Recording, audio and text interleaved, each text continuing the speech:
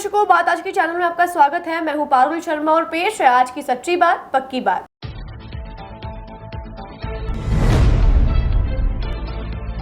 छात्र संघ के चुनाव टालने पर एनएसयूआई ने किया प्रदर्शन, उप मुख्यमंत्री का फूंका पुतला।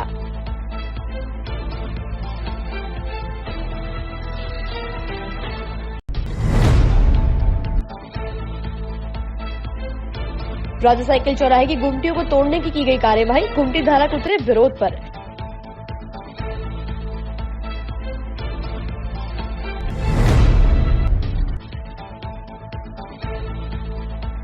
सेवा भारती ने 8 जोड़ों का करवाया विवाह, बिना जातीय भेदभाव के हुआ आयोजन।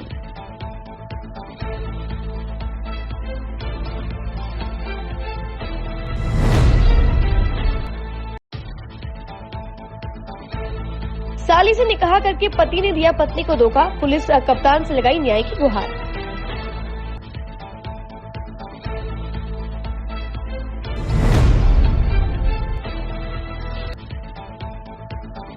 डॉक्टर की कथित लापरवाही से मरीज ने गंवाई जान, परिजनों में रोष।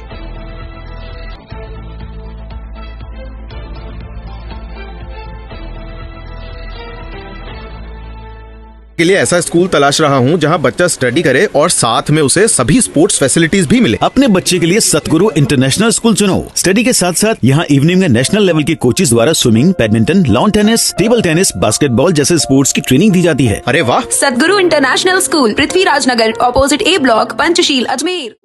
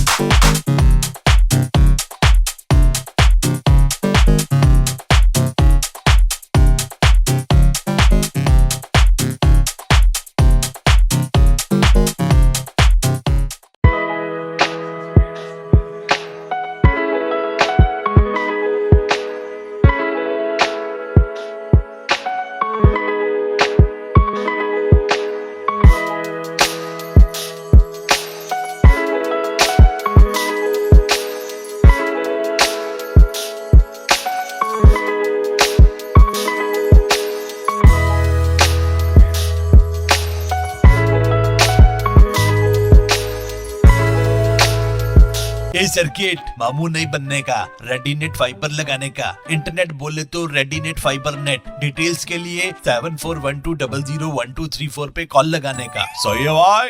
इंटरनेट बोले तो रेडीनेट फाइबर। अब शुरू करते हैं बातों का बेहतरीन सफर। आज एनएसयूआई के छात्रों द्वारा सम्राट पृथ्वीराज चौहान राजकीय महाविद्यालय में छात्र संघ चुनाव को बहाल कराने की मांग को लेकर भजनलाल सरकार के खिलाफ जमकर नारेबाजी कर अपना विरोध जताया और उप मुख्यमंत्री प्रेमचंद बैरवा का पुतला फूंक कर उनकी शव यात्रा निकाली गई।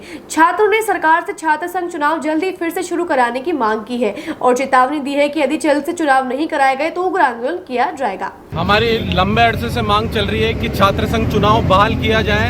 हमारी ये सरकार से कई दिनों से मांग चल रही है कि जो युवाओं का जो विरोध देखने को मिल रहा है, छात्र संघ चुनाव बहुत टाइम से बंद है, तो हमारी यही मांग है कि ये चुनाव जल्द से जल्द चालू कराया जाए। शिक्षा एक शक्तिशाली हथियार है जिसमें छात्र राजनीति इसका अहम घटक है।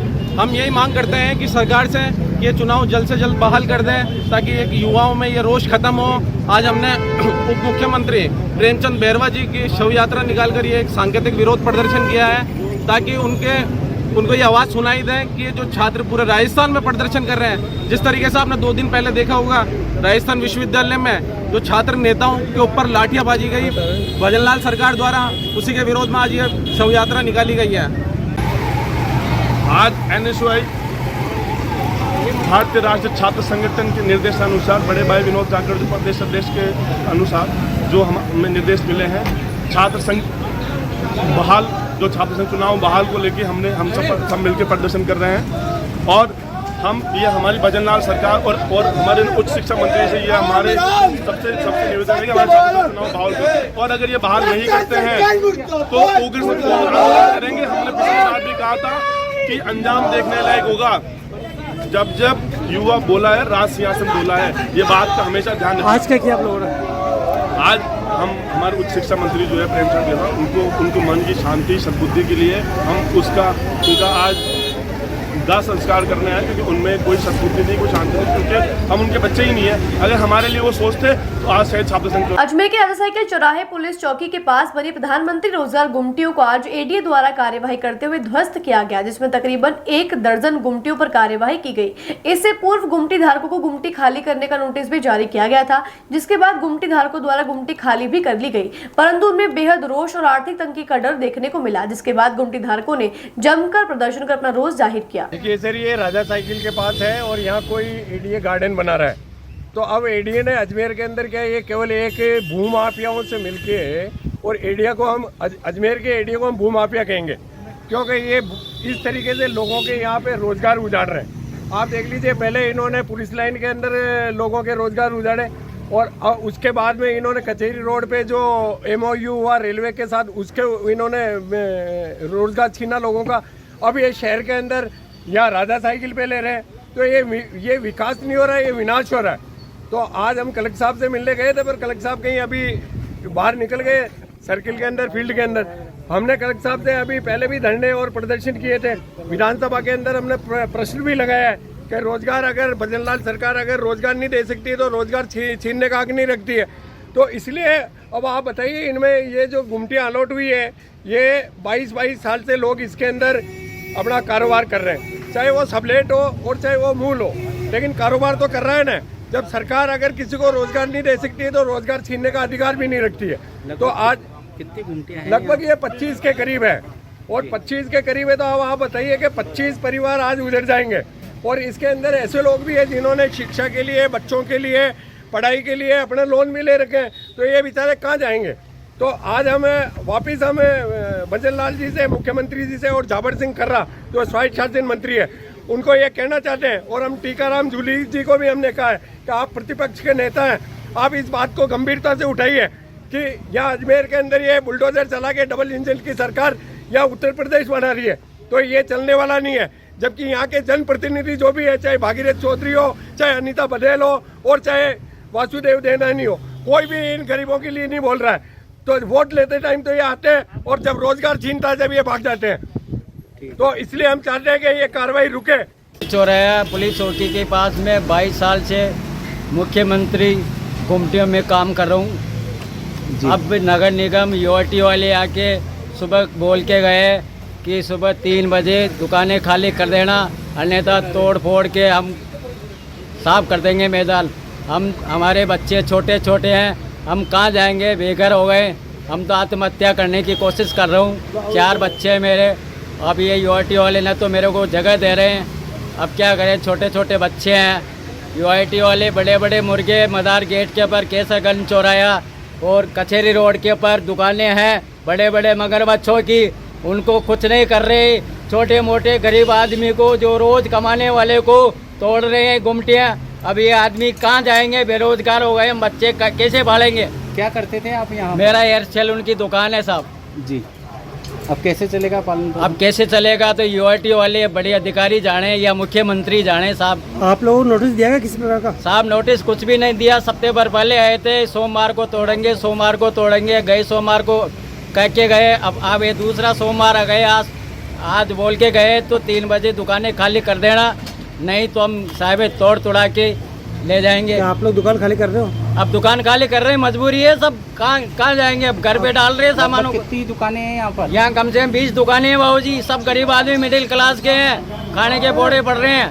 देखिए ये यहाँ टोटल 20 दुकानें हैं, लगभग 20 दुकानें हैं और ये दुकानें जो है पिछले 30 साल 25 से 30 साल के बीच की चल रही हैं यहाँ से दुकानें और ये सब नॉर्मल कमा के खाने वाला गरीब आदमी वैसे सबका धंधा है, छोटा मोटा सबका धंधा है। और कुछ एक दुकान वाले हैं उनके पास बिजली का बिल भी आता है, उसको नगर निगम से वो भी मिला हुआ है कि हाँ आप यहाँ दुकान कर सकते हो। लेकिन पिछले विगत कुछ दिनों से अजमेर विकास प्राधिकरण की जो टीम है उन्होंने किसी को बिना नोटिस दिए आके बोल गए कि हाँ हम आपकी दुकान हटाएंगे। अगर आज इनको नोटिस देवे तो ये भी इनकी कुछ कार्रवाई करें, इनका धंधा रोजगार सब जा रहा है। और दूसरी बात ऐसी कोई गतिविधि नहीं है, किसी भी दुकान वाले की ऐसी कोई गतिविधि नहीं है तो प्रशासन को कोई दिक्कत है या रोड जाम होता हो या कोई ऐसी गतिविधि चलती हो उनसे उनको हटाना जरूरी समझा जाए। बिना वजह इनको एडीए परेशान कर रहा है और ये जगह जो है ये किसी विशेष यूज़ की नहीं है। ये अगर आज इनको हटाते भी हैं तो यहाँ कोई विशेष यूज इनका नहीं है। लगभग कितने परिवारों का घर पल रहा है? ये मोटा मोटा आप समझ लो कि 100 परिवारों का घर खत्म होगा इससे। किसी के 2 बच्चे हैं, किसी के 5 बच्चे हैं, सब गरीब परिवार से यहाँ हैं। छोटी छोटी घुमतियाँ खोल के बैठे हैं। की दुकानें सारी, कोई चाय की दुकान है, कोई मिस्त्री की दुकान है, कोई पोहे की दुकान है, सब छोटा मोटा धंधा लेके बैठे हैं। तो ये अनैतिक रूप से अजमेर विकास सेवा भारती समिति अजमेर द्वारा आज बड़लिया नवमी के अवसर पर सामूहिक विवाह सम्मेलन कराया गया, जिसमें 8 जोड़ों का विवाह संपन्न हुआ। आयोजन की जानकारी देते हुए सेवा भारती महानगर मंत्री जितेंद्र सिंह शेखावत ने जानकारी देकर बताया कि समिति द्वारा बिना किसी भेदभाव के हर धर्म व जाति के लोगों का विवाह कराया जाता है और सेवा भारती समिति राजस्थान द्वारा अब तक 4200 लोगों का विवाह कराया जा चुका है और आगे भी वह इस तरह के आयोजन जारी रखेंगे। सेवा भारती समिति अजमेर द्वारा आज 5वां सामूहिक विवाह सम्मेलन किया जा रहा है श्री राम जानकी विवाह समिति द्वारा। इसमें अभी तक इस वर्ष 8 जोड़ों का विवाह हो रहा है और पूर्व में 4 समूह विवाह हो चुके हैं और सेवा भारती द्वारा विविध क्षेत्रों में लगभग 1,30,000 सेवा कार्य प्रकल्प चल रहे हैं और 2842 से अधिक जोड़ों का विवाह अभी तक सेवा भारती राजस्थान द्वारा संपन्न कराया जा चुका है। आज इस विजयलक्ष्मी पार्क में विवाह सम्मेलन संपन्न होने जा रहा है। इस विवाह सम्मेलन में 8 जोड़े आए हैं और 1000 से अधिक परिवार यहाँ पर भोजन करेंगे। आज अबू सावा भी आज अबू सावा है बड़ला नवमी का। हाँ, अबू सावे पर ये विवाह संपन्न हुआ। क्या सभी जोड़े अजमेर के हैं, समाज के हैं, अलग अलग सर्वधर्म के? सभी अलग अलग समाज के सर्व जाति सामूहिक विवाह सम्मेलन है और सभी जातियों का हम सम्मान करते हैं और सभी को आमंत्रित किया और जिन लोगों ने रजिस्ट्रेशन करवाया उनका विवाह करवा रहे हैं। परिचय आपका? जितेंद्र सिंह शेखावत, सेवा भारती महानगर मंत्री और कार्यक्रम सह संयोजक। बातों को देते हैं थोड़ा सा विराम, जल्दी मिलते हैं एक नए सफर पर। के लिए ऐसा स्कूल तलाश रहा हूँ जहाँ बच्चा स्टडी करे और साथ में उसे सभी स्पोर्ट्स फैसिलिटीज भी मिले। अपने बच्चे के लिए सतगुरु इंटरनेशनल स्कूल चुनो। स्टडी के साथ साथ यहाँ इवनिंग में नेशनल लेवल के कोचेज द्वारा swimming, badminton, lawn tennis, table tennis, basketball जैसे स्पोर्ट्स की ट्रेनिंग दी जाती है। अरे वाह! सतगुरु इंटरनेशनल स्कूल, पृथ्वीराज नगर, ऑपोजिट ए ब्लॉक, पंचशील, अजमेर।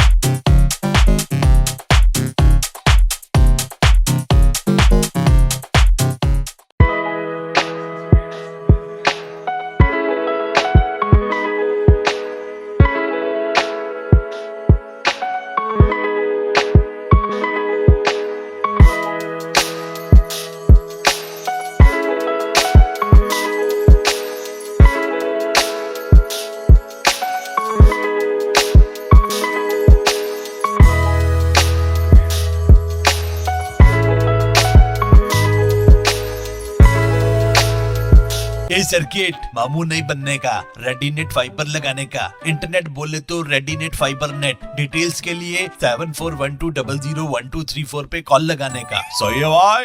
इंटरनेट बोले तो रेडिनेट फाइबर। एक बार फिर आपका स्वागत है। आइए चलते हैं एक नए सफर पर।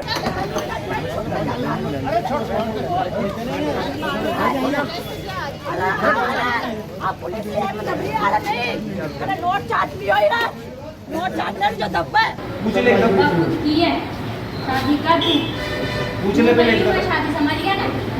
हाँ ये तो दबाव में आज नहीं करी मैं शादी भगवान ले जाओ के साथ। खुद ही के जीजा से निकाह करने के बाद अपने पिता की धमकियों से परेशान होकर युवती व उसका जीजा एसपी कार्यालय पहुंचे और न्याय की गुहार लगाई।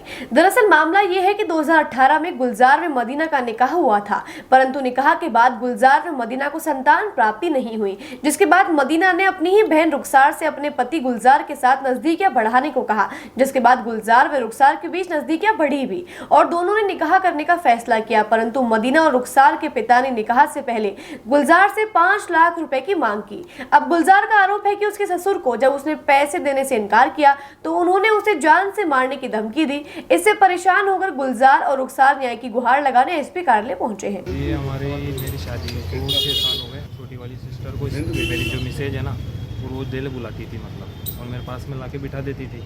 तो मैंने इतना ध्यान नहीं दिया, मैंने कहा चलो कोई बात नहीं। तो धीरे धीरे मतलब वो बाहर निकलने लग गई मतलब कमरे में से। बोला कि तुम दोनों जने पास में रहोगे तो ज़्यादा अच्छा रहेगा, मतलब तुम्हारे दोनों में मोहब्बत बढ़ेगी। तो मेरे को इसने रात की जो मतलब शादी के लिए बोला इसने पहले कि शादी मेरी सिस्टर से कर लो, तो मैंने मना कर दिया। रीज़न ये था कि इसके क्या है बच्चे नहीं हो रहे थे, 6 साल से बच्चे नहीं हो रहे। मेरे 6 साल हो गए मेरी शादी हुए हुए। ये रीज़न था। जयपुर में करीब मैंने शादी लगती थी मेरी, बाकी मजबूर मेरी लुगाई नहीं करा मेरे ससुरे ने करा। अब मांग हो रही है कि 5 लाख रुपए देने पड़ेंगे, इधर माराकुटी करेंगे, हाथ पैर तोड़ देंगे, ये धमकी। शादी के समय मतलब कि शादी मतलब मेरे से ही मतलब इससे करनी पड़ेगी, और वहाँ करोगे ना मतलब रजामंदी से मतलब कुछ खाना वाना कुछ भी करे तो 5 लाख रुपए देने पड़ेंगे, नहीं तो आप बाहर चल जाओ। ये मेरे ससुरे ने और मेरी जो मिसेज थी ना इसने ये बात बोली, और इनके कहने से हम बाहर जाके हमने शादी डिमांड जिस समय करी थी हमारे से 5 लाख रुपए की। अब वो ये कह रहे हैं कि हमारी ये लड़की है, इसका खर्चा मतलब इसकी शादी के लिए, वापस शादी के लिए। नहीं, इससे तलाक नहीं लिया था। हाँ, रजामंदी से शादी, और इससे भी पहले इसकी शादी भी हुई थी मेरे से भी पहले। अच्छा, 2-3 साल पहले इसने मतलब रेखी भी आ चुकी वो आगे मतलब मेरे से भी पहले। साल हो गए शादी करे हुए। 10 तारीख 4 महीना 2018 को करी थी। अब वो बोल रही है कि बोले शादी करो कि तुम दोनों। इसके बच्चे नहीं होते थे तो उनको बुलाती थी, मतलब कभी मेरे को बुला लेती वहाँ पे घर पे, कभी हमारे घर पे बुला लेती फ़ोन करके। तो दोनों को कमरे में छोड़ देती थी कि तुम दोनों बैठो, मैं बाहर बैठ दूँगी। तो मैं हमारे को छोड़ के बाहर चल जाती थी। फिर क्या बोले, जो इनसे भी पहले बोला कि तुम मेरी बहन से शादी कर लो, तो इन्होंने पहले मना कर दिया।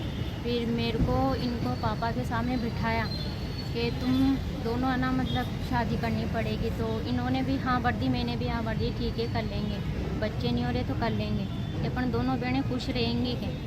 तो फिर यहाँ से पापा ने उसने भाई और ने सबने भेज दिया शादी कर लो। फिर हमने शादी भी कर ली। अब शादी करके और हम गांव आए, अब तो मारने की और ये धमकी दे रहे हैं कि जान से मार देंगे, ऐसे कर देंगे, मतलब इनको धमकी दे रहे। और ये ऑटो चलाते हैं, तो अब बोल रहे कि मतलब यहाँ से चल जाओ, 5 लाख रुपए दो के हमारे को। अब हमारे पास पैसे भी नहीं है। हमने शादी कर ली और कुछ 4 दिन पहले उनकी मम्मी की डेथ हो गई, तब भी हम डर के मारे आए भी नहीं यहाँ पे। वहाँ पे दिए मेरे पापा मांग रहे थे। वहीं दूसरी ओर गुलजार की पहली पत्नी मदीना का आरोप है कि उसकी बहन रुखसार व उसका पति गुलजार पिछले 20 दिनों से गायब है और उन्होंने बिना मदीना की सहमति से और बिना तलाक दिए निकाह कर लिया है, जिससे वो नाखुश है। वहीं उनका आरोप है कि जब उनका पति व उनकी बहन गायब हुए थे तब उन्होंने पुलिस को इसकी जानकारी देकर रिपोर्ट दर्ज करवाई थी, परंतु पुलिस ने इस पर कोई कार्यवाही नहीं की।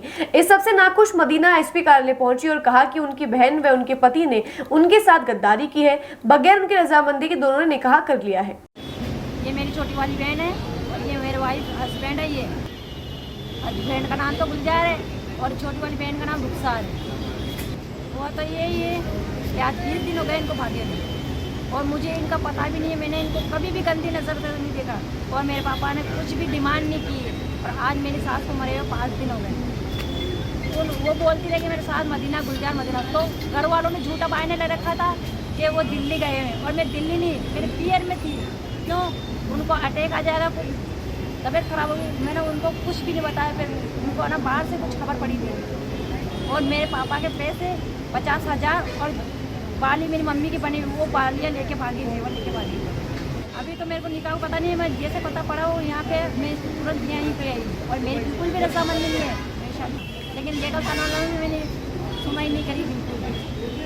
आज हुआ यही है, अंदर से हमें धक्का दे के निकाल रहे हैं, धक्का दे रहे हैं और बोल रहे हैं कि आप बाहर निकलो। बाहर कैसे निकलो जब मेरा पति दूसरे से खाना पी रहा है, मेरी बहन से, उसको भगा के गए। कोई भी जब विश्वास नहीं करेगा ऐसा घर में नहीं। मैं बिल्कुल भी राजी, मुझे तो पता ही नहीं था राजी कब होंगी मैं, मुझे तो बिल्कुल ही पता नहीं है।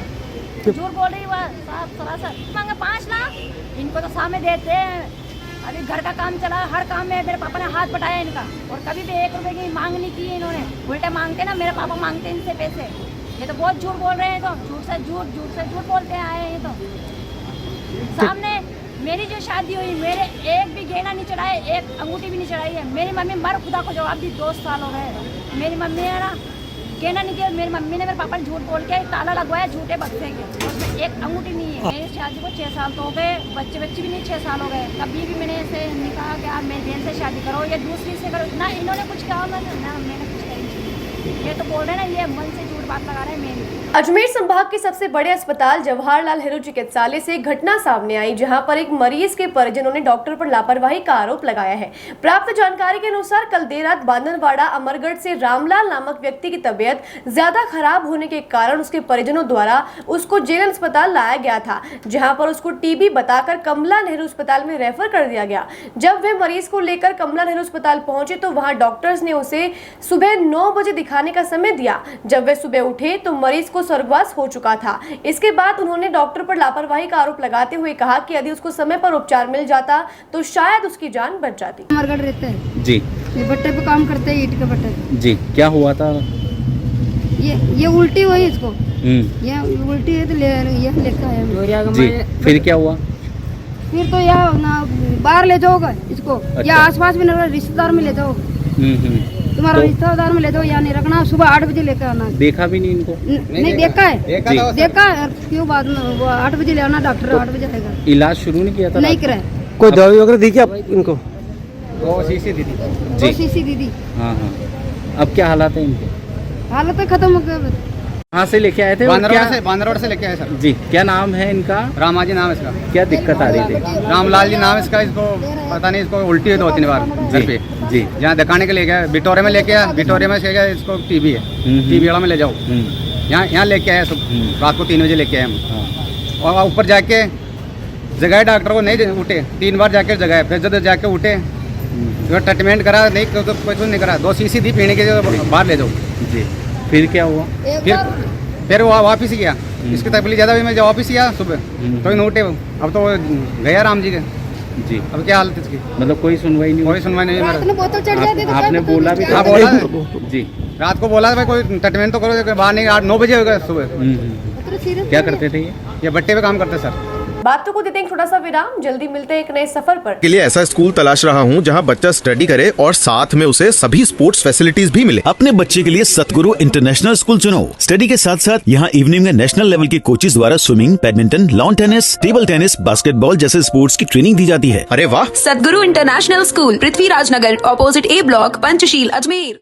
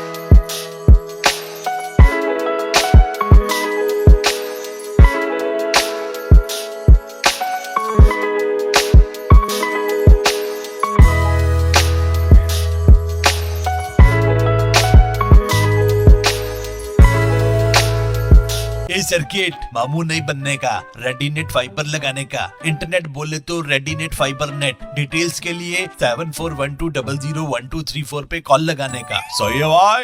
इंटरनेट बोले तो रेडिनेट फाइबर। एक बार फिर आपका स्वागत है। आइए चलते हैं एक नए सफर पर। हाल ही में अजमेर से ऑनलाइन ठगी का मामला सामने आया था, जहां पर बदमाशों द्वारा शेयर मार्केट में मुनाफा देने का झांसा देकर पीड़ित से काफी मोटी रकम हड़प ली गई थी। पुलिस द्वारा आज इस मामले का खुलासा किया गया है। पुलिस ने कार्यवाही करते हुए 2 आरोपियों को गिरफ्तार किया है, जिनके नाम हरीश शर्मा व रघुनाथ बताए गए हैं, जिन्होंने पीड़ित से 1 करोड़ 24 लाख रुपए की धोखाधड़ी करी है। साथ ही इस गिरोह के 28 अन्य आरोपियों को नामजद किया गया है, जिनकी तलाश जारी है।